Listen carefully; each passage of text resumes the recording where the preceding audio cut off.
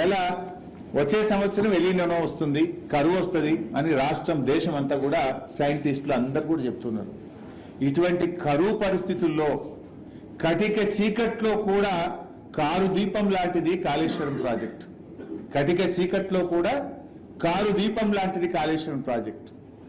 ఎంత కరువు వచ్చినా నదిలో నీళ్లు ప్రవహించే ప్లేసు మేడిగడ్డ.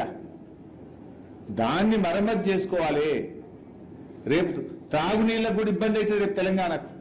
కేసీఆర్ గారు ముందు చూపుతో రేపటి సాగునీటికి, తాగునీటికి, పారిశ్రామిక అవసరాలకు, తెలంగాణ భవిష్యత్తు కోసం తెలంగాణ సోయితో ఆలోచించి నిపుణులు, ఇంజనీర్ల సలహాతోని ఆ ప్రాజెక్ట్ నిర్మాణం చేసిండ్రు.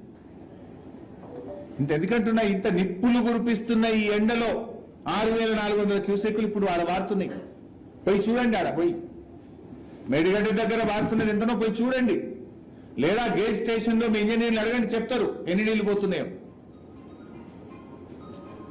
ఇలా కాళేశ్వరం తక్కువ చేసి మాట్లాడితే మేమేదో కేసీఆర్ ను తగ్గించినట్టు, బీఆర్ఎస్ ను తగ్గించినట్టు అనుకుంటున్నారు మీరు.